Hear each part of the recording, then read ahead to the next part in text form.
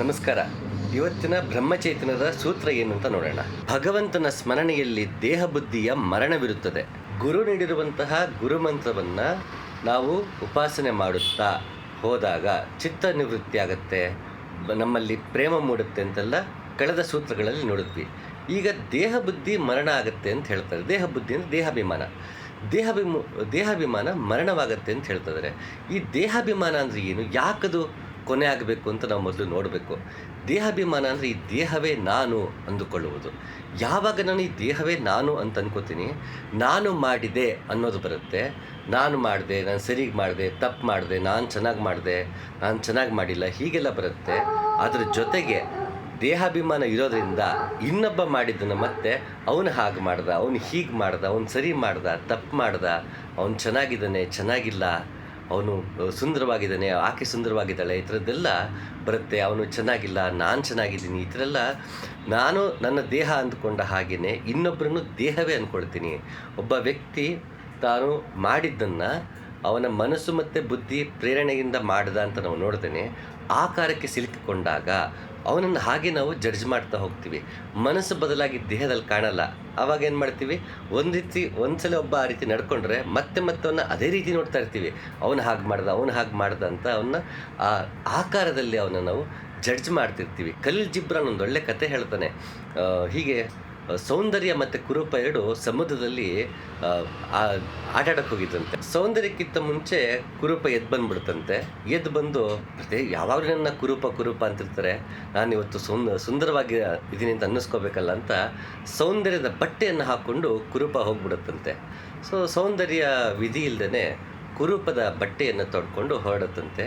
ಆಗಿಂದ ಜನ ಸೌಂದರ್ಯದ ಬಟ್ಟೆಯನ್ನು ನೋಡಿ ಕುರೂಪವನ್ನೇ ಸೌಂದರ್ಯ ಅನ್ಕೋತಾರಂತೆ, ಕುರೂಪದ ಬಟ್ಟೆಯನ್ನು ನೋಡಿ ಸೌಂದರ್ಯವನ್ನು ಕುರೂಪ ಅನ್ಕೋತಾರಂತೆ. ತಿಳಿದವರು ಮಾತ್ರ ಸೌಂದರ್ಯ ಯಾವುದು, ಕುರೂಪ ಯಾವುದು ಅಂತ ಗೊತ್ತಾಗತ್ತೆ ಅಂತ ಖಲೀಲ್ ಜಿಬ್ರಾನ್ ನಮಗೊಂದು ದೃಷ್ಟಾಂತ ಕಥೆಯನ್ನು ಕೊಡ್ತಾನೆ. ನಾವು ಸೌಂದರ್ಯ ಮತ್ತು ಕುರೂಪದ ಡೆಫಿನೇಷನ್ ನಮ್ಮ ರೀತಿಯೇ ಮಾಡ್ಕೋತೀವಿ. ಹೊರಗಿನ ಆಕಾರದ ಆಧಾರದ ಮೇಲೆ, ರೂಪದ ಮೇಲೆ ಆ ಡೆಫಿನೇಷನ್ಸ್ ನಾವು ಮಾಡ್ಕೊಳ್ತಾ ಹೋಗ್ತಿರ್ತೀವಿ. ಇದಕ್ಕೆ ಕಾರಣ ದೇಹಾಭಿಮಾನ. ಅಂದರೆ ಹೊರಗಿನಿಂದ ಕಾಣುವುದೇ ಸತ್ಯ, ಒಳಗಿನ ಸತ್ವವನ್ನು ನಾವು ನೋಡೋದಕ್ಕೆ ಹೋಗೋದಿಲ್ಲ. ಬುದ್ಧಿ ಹೀಗೆ ಕೆಲಸ ಮಾಡೋದು. ಬಾಳೆಹಣ್ಣು ಅಂದ ತಕ್ಷಣ ನಮಗೆ ಸಿಪ್ಪೆಯ ಜೊತೆಗೇ ನಮಗದು ಪರಿಕಲ್ಪನೆ ಬರೋದು. ಆದರೆ ನಾವು ತಿನ್ನೋದು ಮಾತ್ರ ಸಿಪ್ಪೆ ಸುಲಿದು ಬಾಳೆಹಣ್ಣನ್ನು. ತೆಂಗಿನಕಾಯಿ ಅಂದ ತಕ್ಷಣ ನಾವು ಬಳಸೋದು ಒಳಗಿನ ತುರಿಯಾದರೂ ನಮಗೆ ತಕ್ಷಣ ಕಣ್ಣಿಗೆ ಕಾಣೋದು ಆ ಚಿಪ್ಪಿನ ಜೊತೆಗಿರುವಂತಹ ತೆಂಗಿನಕಾಯಿ ನಮ್ಮ ಮನಸ್ಸಿಗೆ ತಕ್ಷಣ ನೆನಪಿಗೆ ಬರುತ್ತೆ, ಇಮೇಜ್ ಕಣ್ಣು ಮುಂದೆ ಬರುತ್ತೆ ಹೊರತು ಆದರೆ ಬಳಸೋದು ನಾವು ಅದನ್ನು. ಹಾಗೆ ನಮಗೆ ಎಲ್ಲವೂ ಆಕಾರಗಳಿಂದಲೇ ಎಲ್ಲವನ್ನೂ ಗುರುತಿಸೋದು ಸರ್ವೈವಲ್ ಪರ್ಪಸ್ಗೆ ಮೈಂಡಿಗೆ ಬೇಕು. ಆ ಒಂದು ಆಕಾರದಿಂದ, ಬಣ್ಣಗಳಿಂದ ಮತ್ತು ನಮಗದು ಬೇಕು. ಆ ಸರ್ವೈವಲ್ಗೆ ಬೇಕಿರೋದನ್ನ ಎಷ್ಟು ಮಟ್ಟ ನಾವು ಅಂಟ್ಕೊಂಡ್ಬಿಡ್ತೀವಿ ಅಂದರೆ ಮನೆಗೆ ಅದನ್ನೇ ಸತ್ಯ ಅನ್ನೋ ಮಟ್ಟಿಗೆ ನಾವು ಅದನ್ನು ಮಾಡ್ಕೊಂಡ್ಬಿಡ್ತೀವಿ. ಹಾಗೆ ಈ ದೇಹಾಭಿಮಾನ ಅನ್ನೋದು ಎಲ್ಲರನ್ನೂ ಜಡ್ಜ್ ಮಾಡ್ತಾ, ತನ್ನನ್ನು ಜಡ್ಜ್ ಮಾಡೋದ್ರಲ್ಲಿ ಯಾವ ಮಟ್ಟಿಗದು ಮುಳುಗೋಗಿರ್ತೀವಿ. ದೇಹಾಭಿಮಾನ ಅಂದರೆ ಒಳಗಿನ ಸತ್ವವನ್ನು ಗ್ರಹಿಸೋಕ್ಕೆ ಆಗದಿರೋಷ್ಟು ಮಟ್ಟಿಗೆ ನಾವು ಅದ್ರ ಒಳಗಡೆ ಮುಳುಗೋಗಿರ್ತೀವಿ. ಹೀಗೆ ಭೀಷ್ಮಾಚಾರ್ಯರು ಶರಮಂಚದ ಮೇಲೆ ಮಲಗಿದ್ದಾಗ ಧರ್ಮರಾಯ ಕೇಳ್ತಾನೆ, ನಾನು ಯಾರನ್ನು ಯಾವ ರೀತಿ ನೋಡ್ಕೊಳ್ಬೇಕು ಅಂತ ಕೇಳಿದಾಗ ಭೀಷ್ಮಾಚಾರ್ಯರು ತುಂಬ ಚೆನ್ನಾಗಿ ಹೇಳ್ತಾರೆ. ಒಬ್ಬ ವ್ಯಕ್ತಿ ಮಾಡುವ ಕರ್ಮಗಳ ಆಧಾರದ ಮೇಲೆ ನೀನು ಟ್ರೀಟ್ ಮಾಡಬೇಕು. ಅಂದರೆ ಅವನು ಒಳ್ಳೇದು ಮಾಡಿದ್ರೆ ನೀನು ಪ್ರಶಂಸೆ ಮಾಡಬೇಕು, ಅವನು ಕೆಟ್ಟದ್ದು ಮಾಡಿದ್ರೆ ಅವನ್ನ ಶಿಕ್ಷಿಸಬೇಕು, ಒಳ್ಳೇದು ಮಾಡಿದ್ರೆ ಪ್ರೋತ್ಸಾಹಿಸಬೇಕು. ನೀನು ಯಾವ ಜಾತಿ, ಧರ್ಮ, ಭಾಷೆ ಈ ಆಧಾರದ ಮೇಲೆ ನೀನು ಯಾರನ್ನು ಜಡ್ಜ್ ಮಾಡೋ ಹಾಗಿಲ್ಲ. ಯಾಕಂದ್ರೆ ರಾಜ ಅವನ ಕೆಲಸನೇ ಅವನು ಜಡ್ಜ್ ಮಾಡೋದು. ಯಾರು ಒಳ್ಳೆಯವರು, ಯಾರು ಕೆಟ್ಟವರು, ಯಾರನ್ನ ಹೇಗೆ ನಡೆಸ್ಕೋಬೇಕು, ಸಮಾಜದಲ್ಲಿ ಯಾರನ್ನ ತಡಿಬೇಕಾ, ಯಾರು ಉತ್ತೇಜನ ಕೊಡಬೇಕಾ ಅಂತ ನೋಡಬೇಕಾದ್ರಿಂದ ನೀ ಬೇರೆ ಏನನ್ನೂ ನೋಡೋ ಹಾಗಿಲ್ಲ. ಆ ವ್ಯಕ್ತಿಯ ಕರ್ಮಗಳ ಆಧಾರದ ಮೇಲೆ ನೀನು ನಿನ್ನ ಕಾರ್ಯವನ್ನು ನಿರ್ವಹಿಸಬೇಕು ಅಂತ ಭೀಷ್ಮಾಚಾರ್ಯರು ಹೇಳ್ತಾರೆ. ಹಾಗೆ ಪ್ರತಿಯೊಬ್ಬರೂ ನಮ್ಮ ಜೀವನದಲ್ಲಿ ಒಂದಲ್ಲ ಒಂದು ಬಗೆಯಲ್ಲಿ ಎಲ್ಲವನ್ನೂ ಜಡ್ಜ್ ಮಾಡ್ತಾ ಹೋಗ್ಬೇಕಾಗ್ತಿರುತ್ತೆ. ಯಾಕೆಂದರೆ ಒಳಿತು ಕೆಡುಕಿನ ನಮಗೆ ಅರಿವಿರಬೇಕಾಗತ್ತೆ. ಆಗ ಮಾತ್ರ ನಾವು ಬದುಕೋದಕ್ಕೆ ಸಾಧ್ಯ. ಹಾಗಾಗಿ ನಾವು ಆ ರೀತಿ ಜಡ್ಜ್ ಮಾಡೋಕ್ಕೆ ಹೋದಾಗ ಯಾವುದು ಒಳಿತು, ಯಾವುದು ಒಳಿತಲ್ಲ ಅಂತ ನೋಡಬೇಕಾದ್ರೆ ನಾವು ಬೇರೆ ಯಾವ ರೀತಿಯ ದೇಹಾಭಿಮಾನ ಇಟ್ಟುಕೊಳ್ಳದೆ ಕರ್ಮಗಳಿಂದ ಮಾತ್ರ ಒಬ್ಬ ವ್ಯಕ್ತಿನ ನಾವು ಜಡ್ಜ್ ಮಾಡಿ ಒಳಿತಾಗಿದ್ದರೆ ಇದು ಒಳಿತು, ಕೆಟ್ಟದಾಗಿದ್ರೆ ಕೆಳಿತು. ಹಾಗೆ ನಾನು ಕೂಡ ನನ್ನ ದೇಹಾಭಿಮಾನವನ್ನು ಬಿಟ್ಟು ನಾನು ಒಳಿತು ಮಾಡಿದ್ನ, ನಾನು ಕೆಟ್ಟದ್ದು ಮಾಡಿದ್ನ ಅಂತ ನಾವು ವಿಮರ್ಶೆ ಮಾಡ್ಕೊಳ್ಳೋಕ್ಕೂ ಇದು ಸಹಾಯಕಾರಿ. ಹಾಗಾಗಿ ದೇಹಾಭಿಮಾನ ಇಲ್ಲದೆ ಇದ್ದಾಗ ಮಾತ್ರ ನಾವು ಎಲ್ಲವನ್ನೂ ಹೇಗಿದೆಯೋ ಹಾಗೆ ನೋಡೋದಕ್ಕೆ ಸಾಧ್ಯ. ಅದಕ್ಕೆ ಕಬೀರದಾಸರು ಹೀಗೆ ಹೇಳ್ತಾರೆ, ಪ್ರೇಮರಸವೂ ಕುಡಿಯಬೇಕು, ಅಭಿಮಾನವೂ ಉಳಿಯಬೇಕು, ಒಂದು ಒರೆಯಲ್ಲಿ ಖಡ್ಗವೆರಡು, ಕೇಳಿಲ್ಲ ನೋಡಿಲಿಲ್ಲ ಎಂದು ನಾನು. ಕಳೆದ ಸೂತ್ರದಲ್ಲಿ ನಾವು ನೋಡಿದ್ವಿ, ಭಗವಂತನ ನಾಮಸ್ಮರಣೆಯಲ್ಲಿ ಸಾಧಕನಿಗೆ ಎಷ್ಟು ಪ್ರೇಮ ಮೂಡಿರಬೇಕು ಅಂದರೆ, ಅತಿಥಿ ಮನೆಗೆ ಬಂದಾಗ ಅವನು ಮತ್ತೆ ಹೊರಟಾಗ ಅವನು ಯಾವ ಮತ್ತೆ ಆ ಮನೆಗೆ ಬರ್ತೀನಿ, ಎಷ್ಟು ಪ್ರೇಮ ಸಿಗ್ತೀನಿ ನನಗೆ ಅಂತ ಅನ್ನಿಸ್ಬೇಕಾದ್ರೆ ಅಷ್ಟು ಪ್ರೇಮಮಯಿಯಾಗಿರಬೇಕು ಯಾರು ಸಾಧಕನಾದವನು. ಅಷ್ಟು ನಿನಗೆ ಪ್ರೇಮ ಬರಬೇಕು ಅಂದರೆ ಅಭಿಮಾನವನ್ನು ಬಿಡಬೇಕು.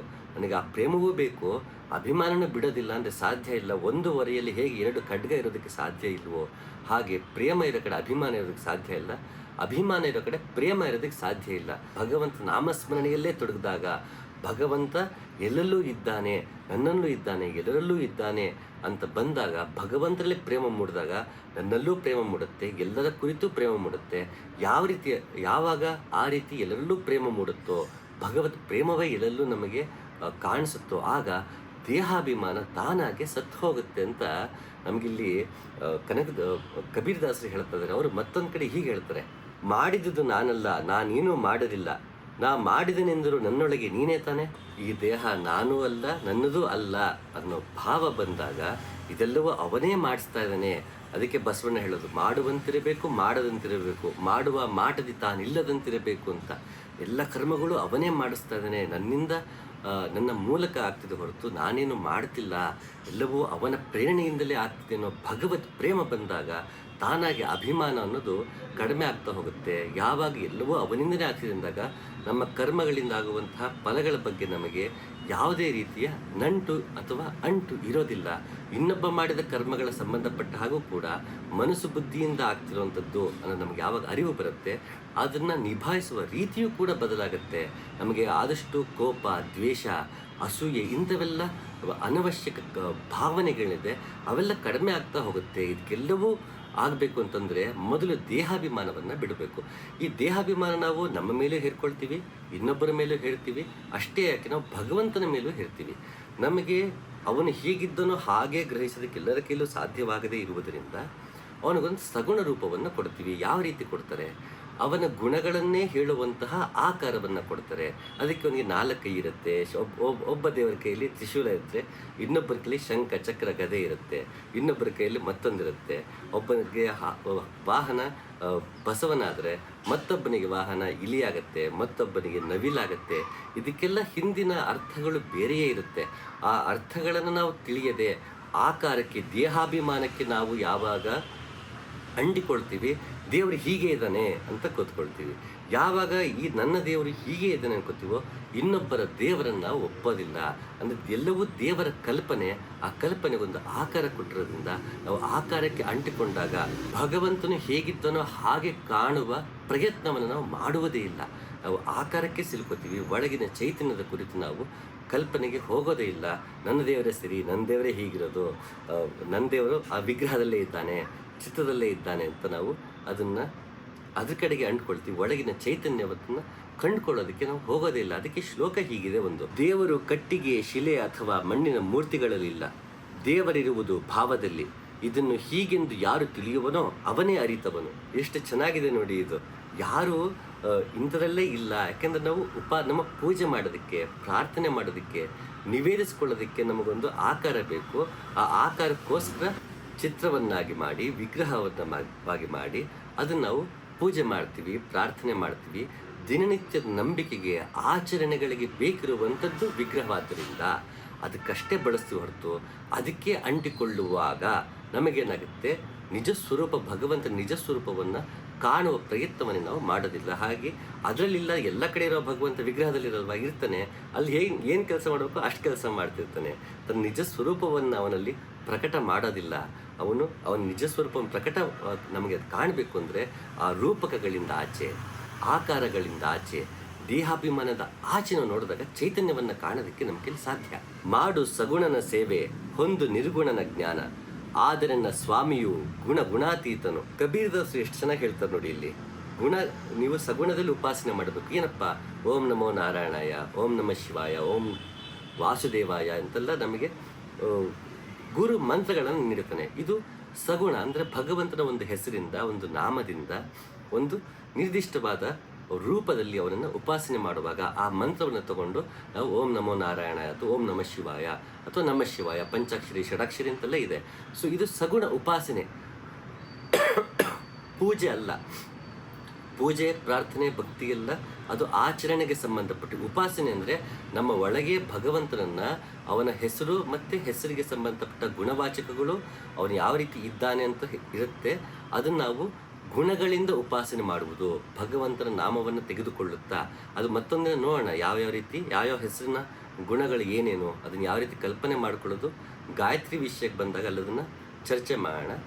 ಸೊ ಇಲ್ಲಿ ನಾವು ಗುರು ನೀಡಿರುವಂತಹ ಮಂತ್ರ, ಈಗ ರಾಮತಾರಕ ಮಂತ್ರವನ್ನು ತಗೋಣ. ಸೊ ರಾಮನನ್ನು ಕಲ್ಪಿಸಿಕೊಂಡು ಬ್ರಹ್ಮಚೈತನ್ಯ ನೀಡಿರುವಂತಹ ಮಂತ್ರವನ್ನೇ ಉಸಿರಿನ ಜೊತೆಗೆ ತೆಗೆದುಕೊಳ್ತಾ ನಾವು ಉಪಾಸನೆ ಮಾಡುವಾಗ, ಭಗವಂತನ ಸ್ಮರಣೆಯಲ್ಲೇ ಇದ್ದಾಗ ನಾವು ಮುಂದೆ ಅಲ್ಲಿಂದ ರಾಮನು ಎಲ್ಲೆಲ್ಲೂ ಇದ್ದಾನೆ, ನನ್ನಲ್ಲೂ ಇದ್ದಾನೆ ಅಂತ ಆಗುತ್ತೆ. ಆ ಸಗುಣನಿಂದ ನಾವು ನಿರ್ಗುಣಕ್ಕೆ ಹೋಗ್ತೀವಿ. ಆದರೆ ಯಾವಾಗ ಅಲ್ಲಿ ಹೋದಾಗ ಇದು ರಾಮನಾಮವೇನಿದೆ ಅದು ಉಪಾಸನೆಗೆ ನೀಡಿರುವಂಥ ಹೆಸರು. ಅದರ ಹಿಂದೆ ನಾವು ಭಗವಂತನನ್ನು ಹೇಗಿದ್ದನೋ ಹಾಗೆ ಕಾಣುವ ಪ್ರಯತ್ನ ಸಾಧನೆಯಲ್ಲಿ ಮುಂದೆ ಸಿಗ್ತಾ ಹೋಗುತ್ತೆ. ನಾವು ರಾಮನಾಮದಲ್ಲೇ ಇದ್ದಾಗ ಅಥವಾ ಓಂ ನಮ ನಾರಾಯಣದಲ್ಲಿದ್ದಾಗ, ಓಂ ನಮ ಶಿವಾಯ ಅಂತ ಹೋದಾಗ ನಾವು ಸವಿಕಲ್ಪ ಸಮಾಧಿ ಕಡೆಗೆ ಹೋಗ್ತಿರ್ತೀವಿ. ಯಾವಾಗ ಇದು ಗುರುಮಂತ್ರ ನೀಡಿರುವುದು ಚಿತ್ತವನ್ನು ನಾವು ನೆಲೆಸಿಕೊಳ್ಳೋಕ್ಕೆ, ನೆಕ್ಸ್ಟ್ ಭಗವಂತನನ್ನು ನಾವೇ ಒಳಗಣ್ಣಿಂದ ಕಂಡುಕೊಳ್ಳುವುದು ಅಂತ ಗೊತ್ತಾಗಿ ಒಳಗಣ್ಣಿನಿಂದ ಭಗವಂತನ ನೋಡೋದಕ್ಕೆ ಶುರು ಮಾಡ್ತೀವಿ, ಆಗ ನಿರ್ವಿಕಲ್ಪ ಸಮಾಧಿ ಕಡೆಗೆ ಹೋಗ್ತೀವಿ. ಯಾವಾಗ ಭಗವಂತನ ಹೇಗಿದ್ದಾನೋ ಹಾಗೆ ಅವನಿಗೆ ನಾಮ ರೂಪಗಳು ಯಾವುದನ್ನೂ ಹೇರದೆ ಗುರುಮಂತ್ರದಿಂದನೂ ಒಳಗೆ ಹೋಗಿ ಸಮಾಧಿ ಸ್ಥಿತಿಗೆ ನಾವು ತಲುಪುವಾಗ ಅಲ್ಲಿ ದರ್ಶನವಷ್ಟೇ ಉಳಿಯುತ್ತೆ, ಅಲ್ಲಿ ಅನುಭವವಷ್ಟೇ ಉಳಿಯುತ್ತೆ. ಅದನ್ನು ಸಹಜ ಸಮಾಧಿ, ಸಹಜ ಸ್ಥಿತಿ ಅಂತಲೂ ಹೇಳ್ಬೋದು. ಮೊದಲು ಸವಿಕಲ್ಪ ಸಮಾಧಿ, ತದನಂತರ ನಿರ್ವಿಕಲ್ಪ ಸಮಾಧಿ. ಅಲ್ಲಿಂದ ಒಳಗೆ ಹೋದಾಗ ದರ್ಶನವಾಗುತ್ತೆ. ಭಗವಂತ ಹೇಗಿದ್ದನೋ ಹಾಗೆಯೇ ದರ್ಶನವಾಗುವುದನ್ನು ಸಹಜ ಸಮಾಧಿ ಅಂತ ಕರೀಬೋದು. ಇದಕ್ಕೆ ಹಲವಾರು ಹೆಸರುಗಳಿದೆ. ಸದ್ಯಕ್ಕೆ 3 ಹಂತವನ್ನಾಗಿ ಇಲ್ಲಿ ಕಬೀರ್ದಾಸನನ್ನು ಹೇಳೋದಕ್ಕೆ ತಗೊಂಡೆ. ಇದು ಕೂಡ ಯಾವಾಗ ಸಾಧ್ಯ ಆಗುತ್ತೆ ಅಂದರೆ ದೇಹಾಭಿಮಾನವನ್ನು ತೊರೆದಾಗ, ಭಗವಂತ ಇಂಥ ಹೆಸರಲ್ಲೇ ಇದ್ದಾನೆ, ಭಗವಂತ ಈ ಆಕಾರದಲ್ಲೇ ಇದ್ದಾನೆ ಅಂತ ಅಂದ್ಕೊಳ್ಳೋದ್ರಿಂದ ನಾವು ಕಳಚಿಕೊಂಡಾಗ, ನಾವು ಗುರು ನೀಡಿದ ಮಂತ್ರದಿಂದ ಒಳಗೆ ಹೋಗ್ತಾ ಉಪಾಸನೆ ನಾವೇ ಕಂಡುಕೊಂಡಾಗ, ಗುರು ನೀಡಿದ ಗುರುಮಂತ್ರ ಉಪಾಸನೆಗೆ ಸಹಾಯವಾಗುವುದಕ್ಕೆ ಹೊರತು ಮತ್ತೇನಕ್ಕೂ ಅಲ್ಲ. ನಾವು ಉಸಿರನ್ನು ಗಮನಿಸಿಕೊಳ್ಳುತ್ತಾ ನನ್ನೊಳಗೆ ನನ್ನನ್ನು ನೋಡ್ಕೊಳ್ತಾ ಹೋಗ್ತಾ ಪಂಚಕೋಶಗಳನ್ನು ದಾಟಿ ನಮ್ಮಲ್ಲಿ ಅನ್ನಮಯ ಕೋಶ, ಪ್ರಾಣಮಯ ಕೋಶ, ಮನೋಮಯ ಕೋಶ, ವಿಜ್ಞಾನಮಯ ಕೋಶ, ಹಾಗೆ ಆನಂದಮಯ ಕೋಶ ಅಂತಂದರೆ ಇದೆಲ್ಲ ಹಂತಗಳು.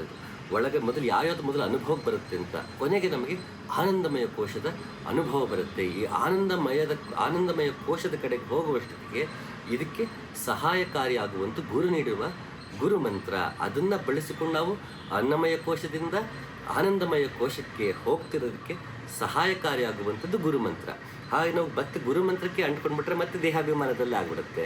ಅಲ್ಲಿಂದ ಮತ್ತೆ ಮನುಷ್ಯ ಸಗುಣ ಉಪಾಸನೆಯಿಂದ ನಿರ್ಗುಣೋಪಾಸನೆ ಕಡೆಗೆ ಹೋಗಿ ಆತ ಸಗುಣನೋ ನಿರ್ಗುಣನೋ ಎನ್ನುವ ಗೊಡವೆಗೆ ಹೋಗದೆ ಅವನು ಹೀಗಿದ್ದನೋ ಹಾಗೆ ಕಾಣುವ ಹಂತಕ್ಕೆ ತಲುಪಬೇಕು ಅಂದರೆ ನಾವು ದೇಹಾಭಿಮಾನವನ್ನು ಕಳಚಿಕೊಳ್ಬೇಕು. ಅದು ಹೇಗೆ ಸಾಧ್ಯ ಅಂದರೆ ನಾನು ಗುರು ನೀಡುವ ಗುರುಮಂತ್ರವನ್ನೇ ಉಪಾಸನೆ ಮಾಡ್ತಾ ನನ್ನ ಚಿತ್ತವನ್ನು ಆತ್ಮನಲ್ಲಿ ನೆಲೆಸಬೇಕು. ಆಗ ಮಾತ್ರ ದೇಹಾಭಿಮಾನ ಹೋಗುತ್ತೆ ಅಂತ ಹೇಳ್ತಿದ್ದಾರೆ. ಹಾಗಾದರೆ ಅಭಿಮಾನ ಅಂತೂ ಬೇಡ. ಮತ್ತು ದೇಹ ಯಾಕಿದೆ ಮನುಷ್ಯನಿಗೆ ಅಥವಾ ಯಾವುದಕ್ಕೆ ಆಗಲಿ? ದೇಹ ಅಂತೂ ಇದ್ದೇ ಇದೆ. ದೇಹಾಭಿಮಾನ ಹೋಗುತ್ತೆ, ಅದು ದೇಹ ಇದೆ. ಹಾಗಾಗಿ ದೇಹವನ್ನು ಹೇಗೆ ಬಳಸಬೇಕು, ಈ ದೇಹವನ್ನು ಹೇಗೆ ಬಳಸಬೇಕು ಅಂತ ಪ್ರಶ್ನೆ ಬರುತ್ತೆ.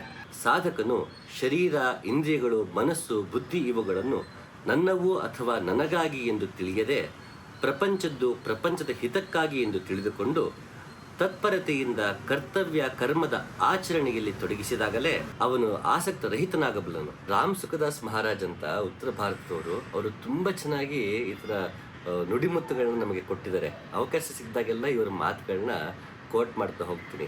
ಸೊ ನಾನಿರುವುದೇ ಮತ್ತೊಂದಕ್ಕೆ ಪರೋಪಕಾರಂ ಇದಂ ಶರೀರಂ ಅಂತ ಹೇಳುತ್ತೆ. ನನ್ನ ದೇಹ ಇರುವುದೇ ಇನ್ನೊಬ್ಬರ ಉಪಕಾರಕ್ಕಾಗಿ. ನಾನೊಂದು ರಹಸ್ಯವನ್ನು ನಿನಗೆ ಹೇಳುತ್ತಿದ್ದೇನೆ, ಮನುಷ್ಯನಿಂದ ಶ್ರೇಷ್ಠವಾದದ್ದು ಯಾವುದೂ ಇಲ್ಲ. ಈ ಮನುಷ್ಯ ದೇಹ ಮತ್ತು ಮನುಷ್ಯ ಜನ್ಮ ತುಂಬ ಶ್ರೇಷ್ಠವಾದದ್ದು. ಯಾಕೆ ಅಂದರೆ ಇದೊಂದು